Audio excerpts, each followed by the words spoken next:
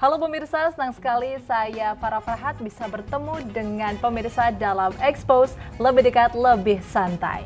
Nah, pada Expose kali ini kita akan membahas mengenai yang saat ini sedang berjalan dan berlangsung dan ini menjadi perhatian oleh banyak masyarakat Indonesia terutama di Kota Pekalongan, yaitu seleksi CASN 2023. Oleh karena itu di sini sudah ada analis sumber daya manusia aparatur muda Bapak Heru Priyatmojo SIPMSI. Selamat pagi Pak. Pagi Mbak Farah. Baik, kemudian di sampingnya Pak Heru ini ada Mbak Rahmawati Puspita Dewi ST selaku admin SSCASN Pemkot Pekalongan. Selamat pagi. Baik, nah ini yang paling muda ini di sini ya, luar biasa sekali. Ini ada Mbak Zika Niza AMDkom selaku P3K Dinduk Capil Kota Pekalongan formasi 2022. Wah ini masih fresh banget ya Mbak ya. 2022 ini 2023 berarti masih kurang lebih 1 tahun berjalan. Betul ya? Baru 3 bulan. Oh oke. Berarti benar-benar masih sangat fresh sekali ya. Nah pemirsa kita tahu ya bahwasanya pegawai pemerintah dengan perjanjian kerja atau yang biasa disingkat dengan P3K dan juga PNS hingga saat ini masih menjadi kesempatan yang dicari oleh banyak orang. Nah pada tahun ini pemerintah melalui Kementerian Pendayagunaan Aparatur Negara dan Reformasi Birokrasi menyampaikan bahwa pada tahun ini akan dibuka lowongan CASN sebanyak lebih dari 1 juta. Nah, di Kota Pekalongan sendiri, Pemkot juga membuka kesempatan untuk ratusan gitu ya P3K yang akan ditempatkan di lembaga-lembaga pemerintah Kota Pekalongan. Adapun proses seleksi dilakukan dari mulai bulan September ini hingga pengumuman kelulusan pada akhir tahun. Tentunya ini momentum yang ditunggu-tunggu oleh warga Kota Pekalongan khususnya yang ingin berkarir di lembaga pemerintah. Untuk itu ini langsung saja kita membahas bagaimana ini serba-serbi CASN P3K di pemerintah Kota Pekalongan. Pertanyaan pertama untuk Pak Heru nih Pak. Gimana sih Pak proses seleksi administrasi yang saat ini sedang berlangsung? Berarti kalau kita melihat timeline begitu ya, ini kan berarti proses seleksinya baru saja dimulai. Ini secara pandangannya Pak Heru ini seperti apa nih? Iya, terima kasih Mbak Farah atas kesempatan yang diberikan. Jadi ini untuk saat ini memang ini ruang yang terbuka bagi para mungkin bisa dikatakan pencari kerja atau lulusan-lulusan sekolah ataupun kemudian mereka yang sudah berpengalaman kerja mencoba untuk mengikuti proses ini. Mungkin sebelum ke arah sana mungkin kami perlu sampaikan bahwa untuk saat ini memang pemerintah pusat sudah membuka kesempatan namanya CASN ya. CASN berarti di dalamnya ada CPNS dan juga P3K gitu ya. Namun untuk saat ini memang CPNS baru dilakukan di pusat gitu karena memang kebutuhan di pusat untuk CPNS ini memang ada baik di lembaga seperti intelijen, kemudian dosen seperti tadi atau kemudian di kementerian-kementerian yang lain yang memang tidak bisa diisi oleh P3K. Nah, kemudian menggunakan skema tertentu untuk memperhatikan para pegawai yang sudah mempunyai pengalaman di masing-masing daerah, akhirnya pemerintah daerah diputuskan seleksinya untuk pemerintah kota, kabupaten, kemudian provinsi itu P3K. Sehingga garis besarnya adalah CASN ya. Nah, untuk saat ini memang antusiasnya sangat besar ya kalau kita melihat karena bagaimanapun untuk lowongan yang saat ini dibuka mayoritas diberi kesempatan untuk yang sudah mengabdi nih kesempatan itu karena tahun-tahun sebelumnya kan CPNS sifatnya terbuka bisa dilamar siapa saja.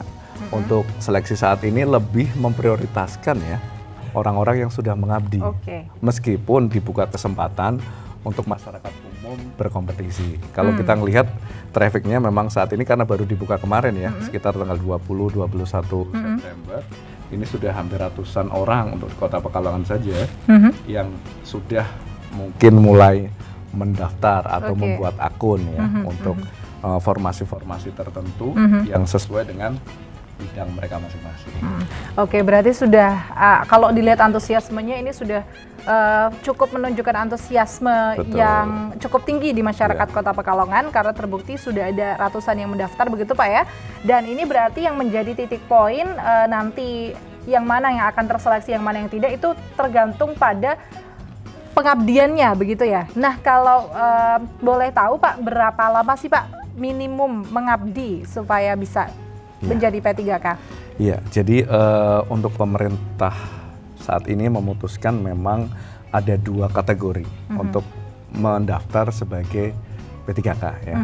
Pertama kategori khusus. Kategori khusus ini diutamakan untuk pegawai-pegawai tenaga honorer kategori 2 atau ex THK 2 atau mereka yang sudah ke database BKN dalam kurun waktu yang lama waktu itu. Atau yang kedua adalah pegawai yang mempunyai pengalaman kerja atau tenaga non ASN di instansi pemerintah gitu.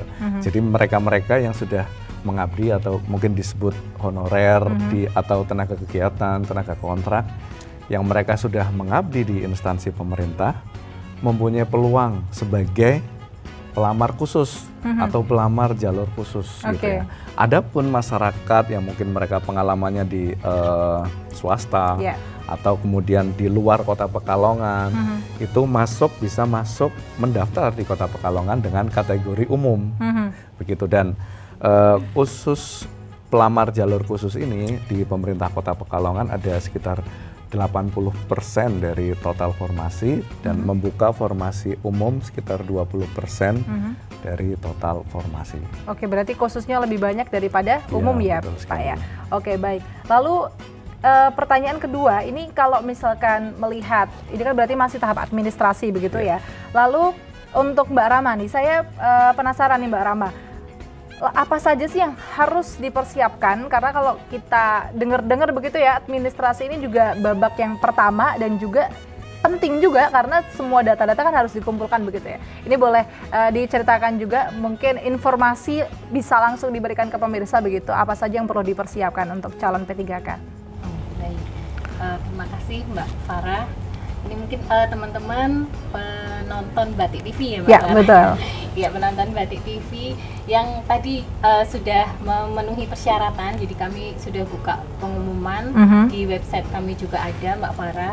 Di situ disebutkan terkait persyaratannya mulai dari warga negara Indonesia berusia 20 tahun sampai dengan 1 tahun sebelum memasuki batas usia pensiun. Jadi ada untuk P3K guru adalah usianya maksimal 59 tahun, untuk formasi teknis dan juga nakes itu usia maksimalnya adalah 57 tahun. Nah, sebelum melakukan pendaftaran ini teman-teman harus memastikan terlebih dahulu terkait data kependudukannya, dicek dulu KTP-nya. Karena untuk melamar yang diinputkan pertama adalah NIK-nya.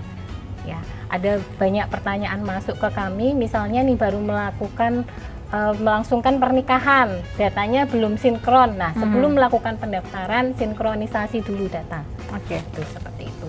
Nanti baru kemudian yang selanjutnya, karena yang membedakan tahun 2023 dengan tahun sebelumnya, ini ada pembedaan antara umum dan khusus.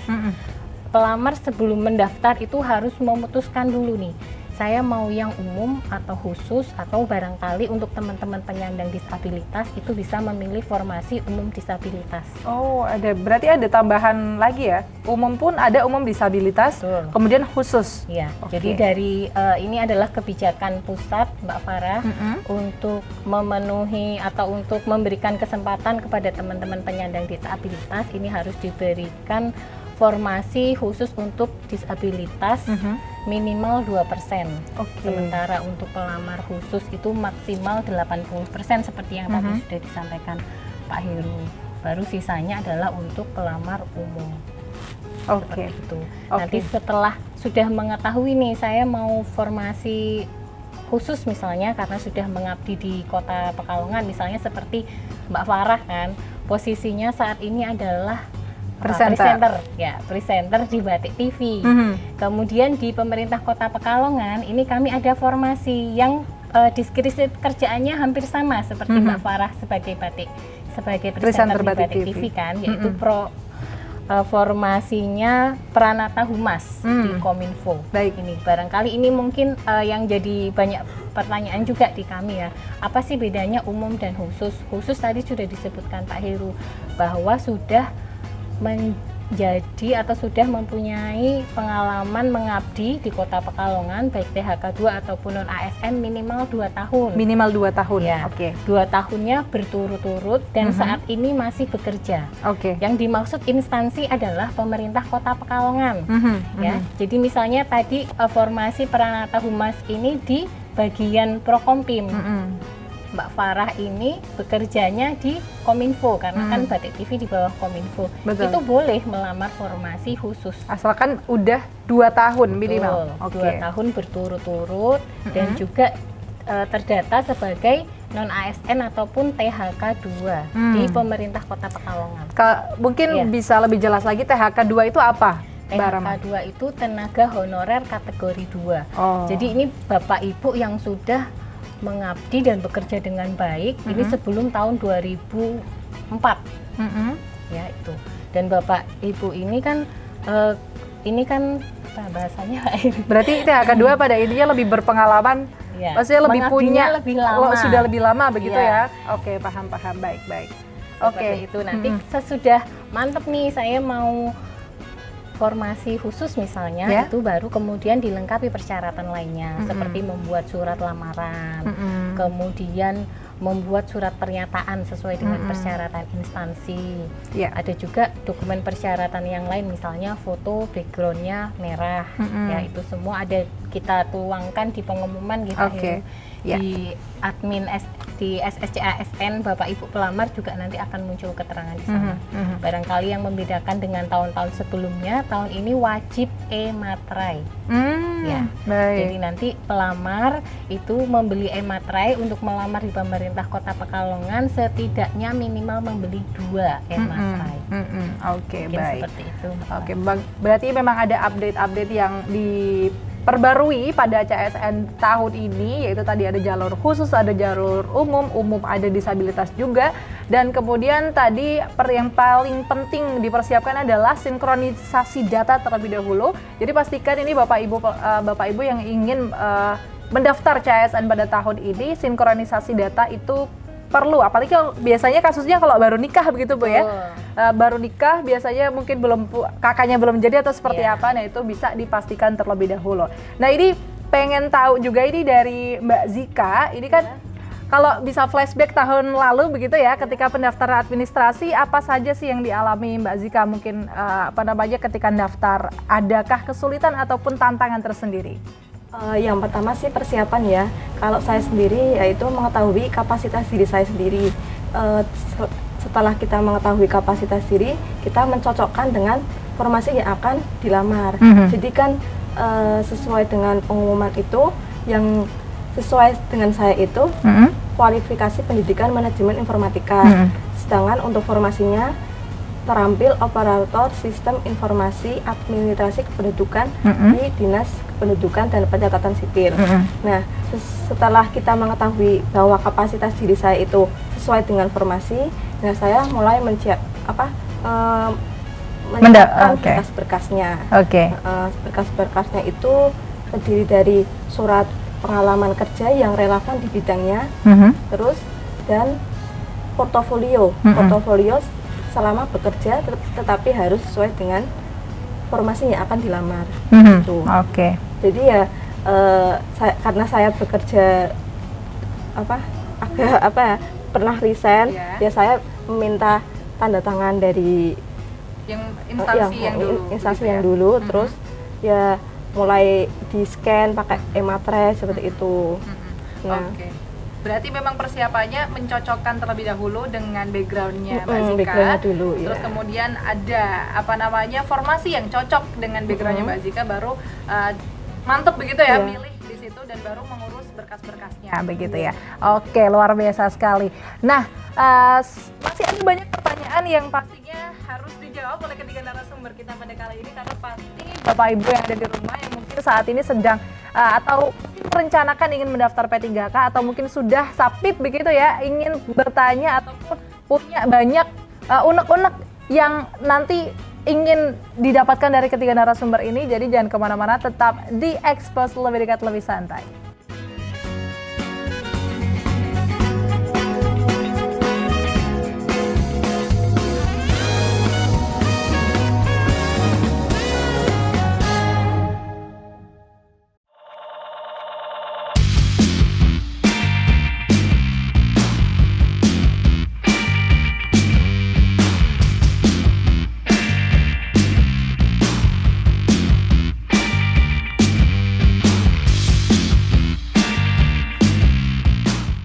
pemirsa, kembali lagi bersama saya Farah Farhat di Expose Lebih Dekat, Lebih Santai. Nah, kalau tadi kita sudah membahas mengenai seleksi administrasi dan juga pengalaman dari Mbak Zika mengenai seleksi administrasi pada tahun 2022. Nah, ini kita akan mencoba bertanya lebih dalam lagi, yaitu kalau kita lihat pada seleksi pada tahun ini, Bapak, trennya itu seperti apa kalau dibandingkan dengan seleksi formasi tahun 2022? Apakah meningkat, apakah menurun? Itu sudah terlihat atau belum? Iya, terima kasih Mbak Farah. Jadi memang mungkin sebelum mengarah ke sana, seperti biasa saya coba untuk menyampaikan terkait dengan skema dari proses seleksi P3K yang dilakukan oleh pemerintah saat ini ya. Ini memang agak berbeda dengan seleksi sebelum-sebelumnya. Kalau kita melihat pemerintah, dalam hal ini pemerintah pusat, memang sudah membuat skema bagaimana seleksi tahun ini bisa mengakomodir banyak komponen. Kalau kita melihat ini untuk tahun ini diutamakan adalah mereka-mereka yang mempunyai talenta digital, itu yang pertama. Jadi ini berpengaruh pada formasi-formasi yang dituangkan, sehingga banyak sekali peranata komputer dalam hal ini, banyak sekali orang-orang yang pandai dalam. Berarti kayak Mbak Zika ini ya? Ya, termasuk dan sebagainya. Yang mana dibutuhkan karena era sekarang adalah era digital, sehingga pemerintah pusat memutuskan untuk mendorong para talenta digital untuk kemudian ditampung. Kemudian yang kedua, scientist atau dalam hal ini itu juga diberikan ruang.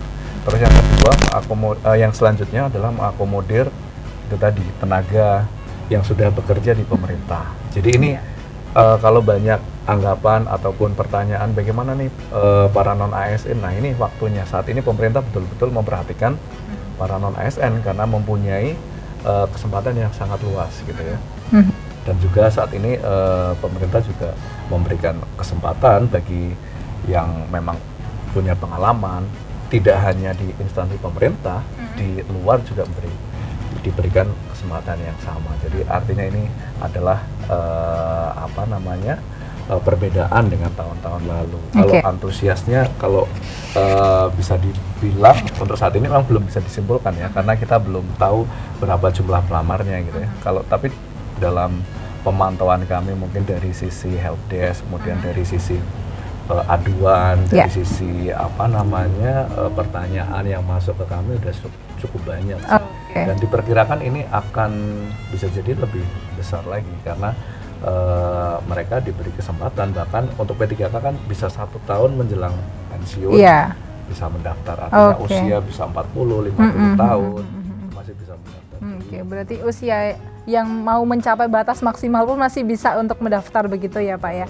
Jadi di sini memang kalau melihat trennya itu, kalau dilihat dari antusiasme, misalkan ada yang bertanya ataupun ingin mengetahui perkembangan CASN, ini memang sudah terlihat antusias begitu Pak ya. Dan kalau pada tahun ini memang talenta-talenta digital itu memang yang sangat mendapatkan perhatian pemerintah, karena tidak bisa dipungkir lagi sekarang serba online, digital, aplikasi begitu ya.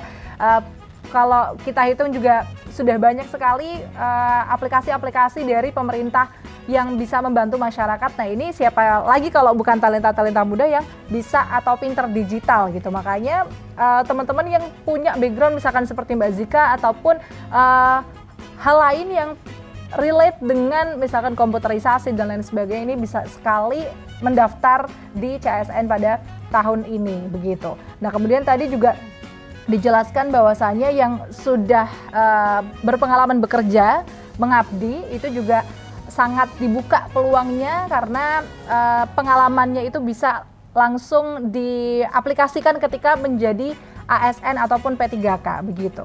Nah, ini kalau melihat proses seleksinya Mbak Rama, apa sebetulnya yang di setiap tahapan seleksi itu menjadikan pendaftar itu ada yang lolos, ada yang tidak lolos gitu. Jadi kalau tadi di awal administrasi adalah sinkronisasi data. Lalu kalau tahap selanjutnya apa, ini kan pasti challenge-nya akan semakin meningkat begitu ya.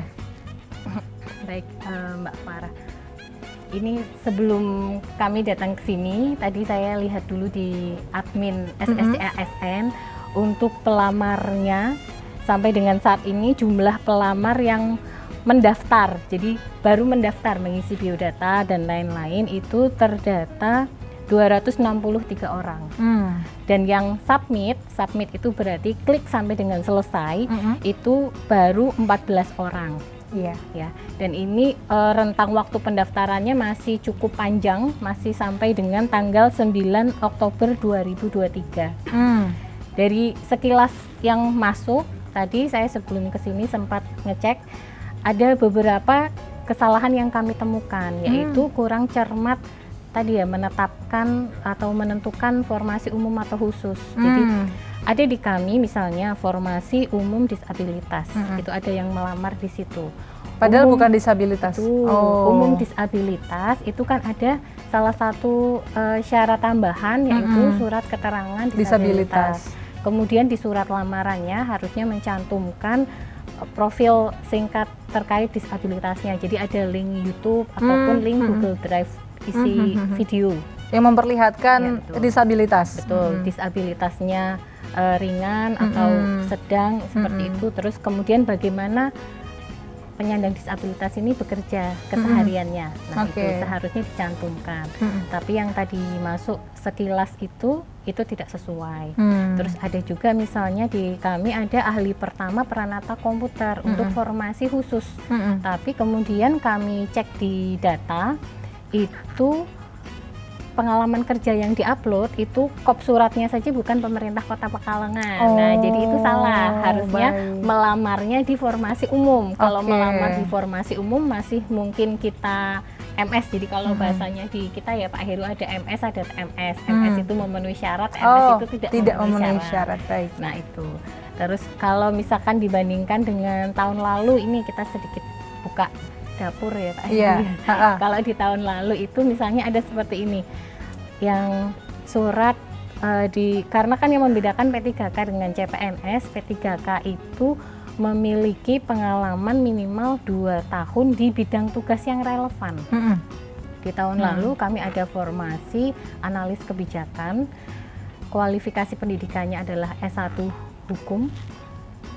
Berarti kan bisa dibayangkan ya pekerjaan linearnya seperti apa. Tetapi di surat keterangan bekerjanya di situ tertulis bahwa bekerja sebagai security. Gitu. Baik. Di situ, karena di situ tertulis sebagai security, jadi kan dianggap tidak linear. Ya, beda halnya misalnya tertulisnya adalah tenaga kegiatan Dinkominfo seperti Mbak Farah tadi. Nanti kemudian kami cek lagi tuh di deskripsi pekerjaannya, melakukan pekerjaan apa saja, linear tidak atau relevan tidak dengan formasi yang dilamar. Seperti itu. Kesalahan lain yang dilakukan pelamar itu ketika mengupload data. Ini terjadi ya, mungkin saking paniknya atau gugupnya, antusias gitu ya. Suami istri ini melamar nih. Tapi yang diupload harusnya KTP-nya dia, tapi mungkin saking cintanya sama pasangannya ketuker gitu. Jadi yang diupload itu KTP pasangannya. Baik. Jadi kan ketika kita ini blunder sekali ya. Dan itu terjadi seperti itu. KTP-nya itu kok nggak sama data pelamarnya, itu kita dianggap tidak memenuhi syarat. Yang lain lagi kita ada persyaratan IPK, kemudian IPK-nya kurang gitu kan. Misalnya di kami 3 untuk nakes, kemudian itu IPK-nya 2,9. Nah, itu tidak sesuai persyaratan. Ada lagi terkait pendidikan, misalnya formasi terampil peranata komputer. Yang bersangkutan memiliki ijazahnya S1 teknik komputer, tapi melamarnya di terampil peranata komputer. Terampil ini untuk minimalnya adalah D3, jadi kualifikasi pendidikan yang dibutuhkan D3. Terus saya kan S1, saya lebih dari D3 gitu. Nah, itu tidak bisa teman-teman. Jadi silahkan melamar di formasi yang sesuai kualifikasi. Jadi nggak bisa yang mentang-mentang misalkan sudah S2 begitu ya, tetap melamarnya di sini juga nggak bisa begitu Bu ya? Harus sesuai dengan kualifikasinya. Kenapa demikian? Karena ketika misalnya kita luluskan tuh di seleksi administrasi, nilainya tinggi, nah itu nggak akan itu keluar NIP-nya atau NIP 3K-nya nggak muncul, karena akan ada pertek dari BKN, nanti akan disebutkan bahwa kualifikasi pendidikan tidak sesuai. Jadi yang seperti itu kami akan diskualifikasi atau nyatakan tidak memenuhi syarat di seleksi administrasi. Boleh Mbak. Mungkin karena saya masih ingat, jadi pemerintah atau pemerintah Kota Pekalongan itu saat ini punya standar ya, standar untuk para pelamar ini. Jadi kalau para pelamar ini kurang memperhatikan berarti secara tidak langsung mereka bisa dibilang dipertanyakan nih oleh pemerintah kota gitu ya, oleh pemerintah Kota Pekalongan, sehingga para pelamar ini memang betul-betul harus bisa memperhatikan tuh pengumuman yang sudah kita share. Karena itu tadi misalnya kepadanya kan surat lamaran, misalnya contohnya kepadanya kan harusnya untuk Wali Kota Pekalongan. Kepadanya tertulisnya misalnya Gubernur Jawa Tengah. Nah, ini kemudian bukan berarti kita kejam gitu, karena berarti ini tidak memenuhi syarat. Kenapa kita anggap TMS atau kita diskualifikasi? Karena kita menilai bagaimana dia akan bekerja. Gitu. Kalau di awalnya saja? Di awal aja dia tidak memperhatikan. Oke, jadi dia harus baik. betul-betul cermat. Nah, itu kemudian kenapa para pelamar itu rata-rata kadang menyepelekan yang berdampak pada hasil itu. Pencoretan mereka untuk tahap selanjutnya. Mereka belum sampai tahap tes, mereka sudah harus didiskualifikasi. Nah, saya juga baru ingat nih, untuk tadi kalau nggak salah ada pertanyaan berapa formasi dan sebagainya, kita buka 142 formasi ya, kurang lebih 105 untuk guru ya, 105 untuk guru, kemudian 4 untuk tenaga kesehatan, dan kurang lebih sekitar 33 ya, 33 untuk formasi tenaga teknis. Tenaga teknis ini ada yang di kantor-kantor yang tadi disebutkan, misalnya Dinas Kominfo, kemudian Dukcapil, kemudian dinas lainnya. Nah, itu kira-kira formasinya. Nah, sebarannya masing-masing. Kalau guru berarti ya guru di SD, SMP gitu ya. Kalau nakes berarti ya seputar rumah sakit atau kemudian di puskesmas begitu. Dan kalau yang teknis itu tadi. Nah, mayoritas memang itu tadi mengakomodir para ini ya, talenta digital. Kemudian yang berbeda juga untuk tahun ini, karena merujuk dari pengalaman-pengalaman sebelumnya, banyak juga ternyata mereka yang sudah ingin masuk menjadi P3K, itu ternyata di tahun lalu ada yang mengundurkan diri. Nah itu banyak dia. Sekali secara nasional ya. Sehingga pemerintah pusat melalui BKN mengevaluasi ini dan mengeluarkan kebijakan baru. Mereka saat melakukan pendaftaran bisa melihat tuh gajinya, tunjangannya berapa yang akan mereka terima.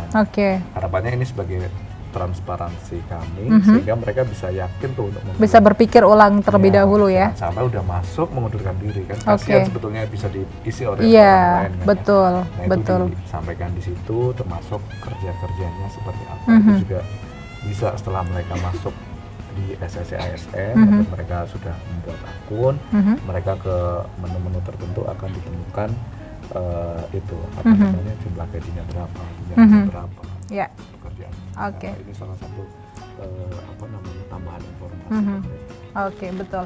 Ya, karena kalau kita lihat tahun kemarin memang sempat viral ini yang lolos ke ASN tiba-tiba berbondong-bondong mengundurkan diri karena kurang mengetahui informasi mengenai perihal gaji dan tunjangan yang akan didapatkan. Nah, ini oleh sebab itu pemerintah pada tahun ini membuka transparansi yang seluas-luasnya kepada calon gitu ya, calon pelamar untuk melihat terlebih dahulu gajinya, kemudian apa saja job desk-nya. Jadi ekspektasi mereka itu sudah di awal tuh sudah tahu dan sudah pas begitu ya. Jadi ketika memang diterima ya karena sudah tahu, jadi mau nggak mau ya memang seperti itu. Nah, tapi ada tidak Pak misalkan punishment yang diberikan ketika tetap nih sudah dikasih tahu di awal tapi nanti kok tetap ada yang mengundurkan diri, apa sebenarnya? Apa ada penalti atau semacamnya? Iya, untuk punishment saat ini masih belum begitu tapi ada belum begitu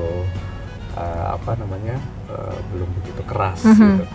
Dia dihukum dengan tidak bisa mendaftar. Selama satu periode. Jadi dia tidak bisa dia tidak bisa mendaftar karena itu tadi. Karena mengundurkan diri ya. Karena dianggap itu merugikan. Pertama merugikan pemerintah karena formasi jadi kosong, dan merugikan peserta lain yang harusnya bisa diisi kan. Betul. Jadi kita hukum seperti itu dengan harapan dia bisa pikir-pikir lagi gitu ya. Betul. Gitu. Ya. Nah, Mbak Zika nih kalau melihat pengalaman kemarin ini bersaing sama berapa banyak orang untuk memperebutkan satu posisi? Kalau bersaing itu dari pengumuman hasil seleksi itu sekitar 29 orang, tapi yang lolos seleksi administrasi itu sekitar berapa ya, 19. Berarti yang nggak lolos itu berarti 9. Iya, Jadi oke. apa? Saya itu berarti mau nggak mau harus itu apa bersaing sama 19 pelamar. Gimana rasanya waktu itu satu posisi diperebutkan 19 Ya, orang? Itu ya apa? Agak gugup juga sih kan, karena persaingan yang ketat. Terus juga kita kan nggak tahu ya mereka itu persiapannya mungkin lebih keras daripada saya, Iya. doanya lebih kencang daripada saya gitu. Oke, kalau ngomong soal doa mungkin masih penasaran doanya apa ya Mbak Zika, kenapa bisa keterima ya? Nah, tetap di sini di Expose lebih dekat lebih santai. Setelah ini kita akan membahas lebih dalam lagi.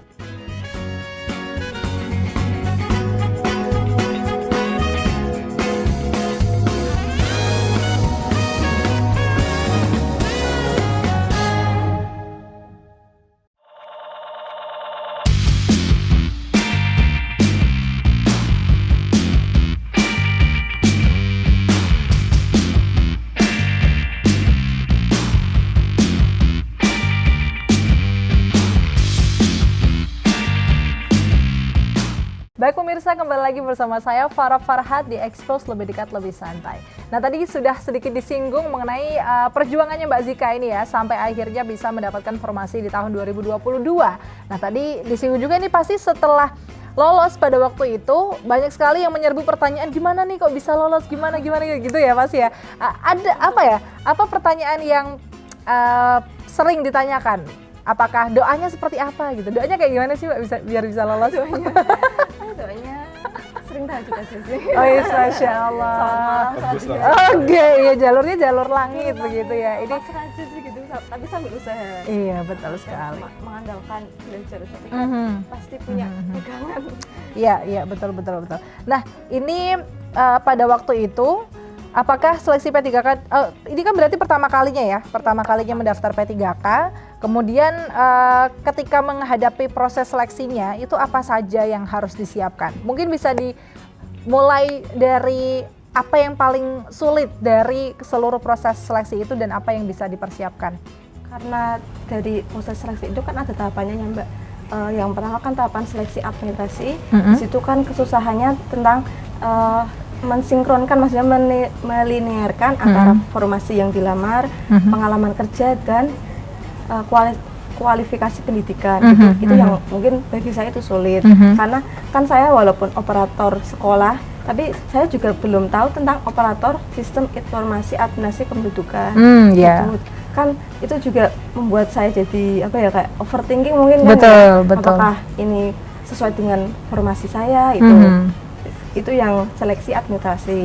Terus yang utama itu seleksi kompetensi, karena seleksi kompetensi itu kan berarti ujian gitu ya. Ujian itu berarti hasil penentu hasil dari belajar selama ini gitu. Jadi kan ya yang dicari itu satu orang tapi pas saingannya banyak, jadi ya mau nggak mau kan kita harus bersaing. Terus juga kita nggak tahu latar belakang pesaing seperti apa mungkin mereka belajarnya lebih giat gitu. Oke, mungkin jalur langit ketujuh begitu ya. Informasi tambahan Mbak Iya. Farah. Jadi Zika ini satu-satunya yang lulus dengan nilai di atas passing grade di formasi Wow. tahun 2022 Luar biasa. untuk P3K teknis. Jadi kami buka 4 formasi yang nilainya di atas passing grade yang terisi di Zika ini. Dan nilainya Zika 600 lebih. Wow, passing grade-nya berapa Mbak Rama? Passing grade-nya ada beda-beda. Oh, beda-beda ya? tergantung dengan Kalau Mbak formasi Rama ini? jabatan yang dilamar. Nah, untuk Zika ini bahkan nomor 2 tertinggi kalau tidak salah di lokasi tes di UPT PKN Semarang. Wah, luar biasa. Jadi termasuk yang tinggi sekali. Wah, berarti termasuk yang tertinggi melewati passing grade. Ini belajarnya seperti apa Mbak Zika untuk mempersiapkan ujiannya ini? Kalau belajar sih aku nggak terlalu Bohong, nggak mungkin masa bisa passing grade nggak terkejar-kejar. Aduh, ini berarti bukan kayak saya yang SKS berarti ya. Memang betul-betul dipersiapkan. Simpel aja sih kalau belajar, maksudnya kalau saya itu kalau belajar itu kayak memanfaatkan waktu, jadi 15 menit itu saya fokus belajar, terus nanti istirahat, terus 15 menit lagi belajar lagi seperti itu. Jadi kayak memfokuskan, soalnya saya juga kadang kefokusannya itu kurang. Jadi ya sambil belajar, misal dari 5 menit 5 menit fokus, terus nanti 5 menit istirahat, kayak seperti itu. Oke, tapi istirahatnya juga nggak boleh kebablasan ya. Biasanya emang kalau misalkan 5 menit belajar, 1 jam, 2 jam, 3 jam scroll Instagram, nah itu yang nggak boleh itu. Oke. Harus setting alarm gitu lah. Oke, baik. 5 menit belajar, 5 menit istirahat seperti itu. Itu belajar sendiri atau ada mentor khusus atau belajar gimana, Mbak? Saya sih sering itu ya, kepoan karena kepoan itu saya sering di medsos, Telegram sih pas kemarin itu.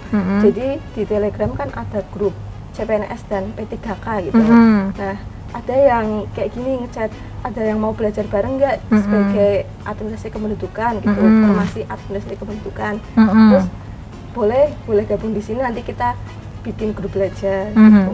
Terus ya kita bikin grup. Nah, ada satu mentor, jadi dia yang membuat materi untuk kuis.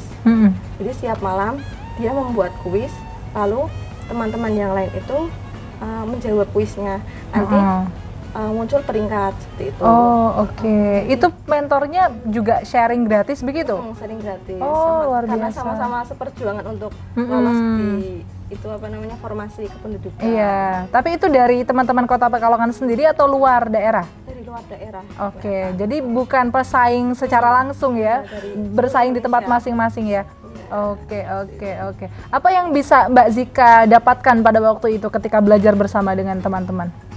Kalau yang didapatkan itu ya mungkin kalau belajar sendiri agak kurang ya, karena kan kalau belajar sendiri itu lebih ke hafalan. Jadi hafalan perundang-undangan kan banyak banget. Oh iya, betul. Jadi kan juga nggak bisa di peta-petakan, jadi kayak hafalan. Jadi kalau misal yang dari kuis teman-teman seperjuangan itu kan enak, maksudnya materinya sudah tertata gitu, soal-soalnya juga sudah tertata. Jadi tinggal membaca materi, terus pas waktunya kita kuis tinggal menjawab gitu. Jadi, terus nanti muncul peringkat. Jadi kan kita juga tahu kapasitas diri kan. Betul. Oh, berarti kalau misal peringkatnya bawah, berarti nanti harus ditingkatkan lagi di kuis selanjutnya. Oke, jadi itu keuntungan untuk mempersiapkan ujian CASN Formasi pada tahun ini. Itu juga bisa ditiru caranya Mbak Zika begitu ya. Jangan hanya belajar sendiri, karena kadang kalau belajar sendiri kita tidak tahu kapasitas kita sudah sampai mana. Manfaatkan jejaring, manfaatkan koneksi begitu ya, sesama teman-teman seperjuangan gitu ya. Jangan hanya bersaing senggol-senggolan, tapi bisa bareng-bareng, siapa tahu bisa lolos semuanya ya kan Mbak ya. Oke. Dan di grup itu juga yang lolos banyak banget. Wah, itu kan berarti memang betul koordinasi kerjasama itu memang bisa membuahkan hasil yang lebih maksimal daripada kita harus bekerja sendiri. Oke, nah selanjutnya ini sebagai segmen terakhir, ini saya pengen mendengar pesan ataupun harapan dari Pak Heru, Mbak Rahma, kemudian Mbak Zika ini untuk teman-teman yang saat ini sedang berjuang. Mungkin Pak Heru terlebih dahulu. Iya, kalau kami sih berharap para pelamar ini bisa sungguh-sungguh untuk memang pertama meniatkan untuk masuk ke pemerintahan. Berarti mereka harus betul-betul memang harus siap. Jangan sampai kemudian masuk kemudian mengundurkan diri. Ya. Karena bagaimanapun itu merugikan banyak orang. Gitu. Betul. Nah, itu jadi mereka harus mempersiapkan, meniatkan itu sehingga nanti proses pekerjaannya pun bernilai ibadah mungkin gitu ya. Nah, kemudian mereka juga, saya berharap mereka bisa benar-benar nantinya bisa bisa benar-benar mengabdikan diri untuk pemerintahan ini, untuk pelayanan pada masyarakat, sehingga frame-nya sudah bukan untuk dirinya sendiri, untuk memperkaya diri dan sebagainya. Karena banyak juga para pegawai, para pejabat yang setelah itu yang diberikan diri sendiri, nanti dia kemudian kalau mengalami masa tertentu akhirnya dia malas-malasan dan sebagainya. Jadi saya berharap sih seperti itu, sehingga memang benar-benar ASN ini diharapkan benar-benar ASN yang berkontribusi ke negara begitu ya. Sebaik-baik manusia adalah yang bermanfaat buat orang lain. Dia bisa menjadi pegawai dan bisa bermanfaat untuk masyarakat. Dia dapat penghasilan, dapat pahala juga. Karena sejatinya ya memang ASN itu mengabdi untuk masyarakat, begitu Pak ya, Betul. bukan hanya untuk diri sendiri dan keluarga, tapi memang ketika sudah terjun menjadi ASN, P3K, PNS itu memang harus mindsetnya adalah untuk masyarakat, kebaikan bersama, begitu ya Pak ya. Nah kemudian untuk Mbak Rahma seperti apa ini pesan-pesan dan harapannya? Pesan-pesan untuk para pelamar ya, kan. Rezeki itu tidak tertukar dan rezeki sudah ditakar teman-teman. Jadi banyak sekali nih pelamar yang menunda klik submit di akhir waktu. Kenapa? Karena mereka nunggu bocoran. Yang di formasi yang mau saya lamar ini ada berapa pelamarnya, peluangnya saya bagaimana. Nah, stop berpikir seperti itu teman-teman. Jadi jangankan 1:30 seperti Mbak Sika, 1:1 juta pun kalau memang itu rezeki teman-teman, ya bismillah, berusaha, berdoa, lengkapi berkas, kemudian klik submit. Mungkin seperti itu. Jadi jangan menunda di belakang, karena tadi ya rezekinya sudah ada takarannya sendiri-sendiri. Dan mungkin barangkali penonton Batik TV, kalau misalkan ada pertanyaan-pertanyaan yang belum terjawab nih di segmen kita, bisa follow Instagramnya BKPSDM di bkpsdm.pekalongankota. bkpsdm.pekalongankota, follow Instagramnya. Kemudian kami juga rencana mau ada podcast ya Pak Heru. Barangkali ada pertanyaan-pertanyaan yang belum terjawab. Terkadang bahasa tertulis atau infografis itu bikin tidak pusing. Kena. Iya, bikin pusing. Kami rencananya nanti akan adakan juga mungkin jawab langsung atau barangkali nanti ada videonya. Teman-teman juga bisa follow juga di YouTube channelnya BKPSDM. Kami juga ada grup helpdesk menjawab semua keluh kesah pertanyaan teman-teman nih. Nah, itu bisa nanti lihatnya di ada di sorotannya di Instagramnya BKPSD. Oke, jadi tetap semangat, rezeki tidak akan tertukar begitu ya, tetap berusaha dan jangan menjadi last timer ataupun yang terakhir begitu ya, karena justru kalau semakin terakhir juga nanti akan ribet juga urusannya begitu ya. Jangan berpikir seperti itu lagi, dan tenang BKPSDM itu juga memberikan fasilitas yang luar biasa untuk para pelamar untuk bisa mendapatkan informasi yang sebanyak-banyaknya. Nanti akan ada podcast, nanti juga bisa menggunakan helpdesk begitu ya, dan follow Instagramnya bkpsdm.pekalongankota. Oke, langsung saja follow bkpsdm.pekalongankota, serbu DM-nya. Oke. Nah, ini yang terakhir, boleh pesan-pesan dari Mbak Zika. Kalau pesan-pesan sih ya tetap semangat dan berusaha itu ya. Yang penting itu lolos seleksi administrasi dulu. Nanti kalau sudah lolos seleksi administrasi, nah itulah mulai mencari materi untuk belajar. Itu aja. Oke, berarti tetap mencari materi untuk belajar, sinkronisasi dengan formasi begitu ya, jangan sampai kesalahan dalam memberikan mencocokkan background dengan formasi itu jadi hal yang pertama kali membuat kita gagal gitu, karena jangan sampai gagal di awal, apalagi tadi jangan sampai jadi last timer begitu ya. Dan mungkin harapannya nih ke depan Pak Heru, ketika nanti sudah di akhir tahun sudah selesai semua, ini penempatannya sudah jelas semua, ini P3K yang nanti akan menjadi P3K tahun 2024 ini harapannya kinerjanya itu akan seperti apa? Ya, kalau kita melihat tujuan dari pemerintah saat ini kan menjadikan Indonesia emas di tahun 2045 ya. Betul. Nah, ini dengan formasi yang seperti ini kita berharap mereka bisa melaju untuk menyongsong Indonesia emas itu. Jadi Indonesia dengan dengan para ASN yang memang mempunyai kemampuan untuk bisa berlari, untuk memberikan pelayanan untuk masyarakat bisa tercapai. Sehingga itu sih harapan tertinggi dari kami. Oke, berarti memang mensukseskan 2045 sebagai tahun emas. Nah, ini para CSN nanti ya, itu juga ternyata memegang role ataupun peran yang sangat luar biasa untuk menyukseskan 2045 Indonesia emas gitu ya. Kalau misalkan kinerjanya luar biasa bagus, wah ini sukses sekali untuk Indonesia di tahun 2045. Jadi teman-teman tetap semangat yang saat ini sedang berjuang, semoga dimudahkan jalannya dan tetap berusaha dengan suportif ya. Suportif itu kunci, di awal suportif berarti nanti kinerjanya juga akan semakin suportif juga ketika sudah mendapatkan P3K gitu. Jangan sampai terlena terus ada godaan-godaan, misalkan kecurangan-kecurangan itu jangan sampai terjadi begitu ya. Tetap kita harus membangun integritas untuk bangsa Indonesia. Ingat 2045 tahunnya kita Indonesia emas. Terima kasih sebelumnya kami sampaikan kepada Pak Heru, kepada Mbak Rahma, kepada Mbak Zika. Semoga proses seleksi tahun ini dimudahkan juga untuk para yang menyeleksi terutama ya, supaya betul-betul bisa memilih siapa yang betul-betul memenuhi kriteria dan yang dipilih juga supaya bisa memenuhi ekspektasi dari rekruter begitu. Terima kasih Mbak Zika, sukses selalu untuk pekerjaannya, untuk karirnya. Ditunggu kabar-kabar kesuksesan selanjutnya dan semoga bisa menularkan ilmunya kepada teman-teman begitu ya. Mungkin setelah ini bisa membuat grup Telegram ataupun grup WhatsApp yang bisa mengakomodir teman-teman yang saat ini sedang mendaftar. Luar biasa sekali, sukses untuk CSN 2023 Kota Pekalongan. Saya Farah Farhat dan sampai jumpa di episode Expose selanjutnya. Expose lebih dekat, lebih santai.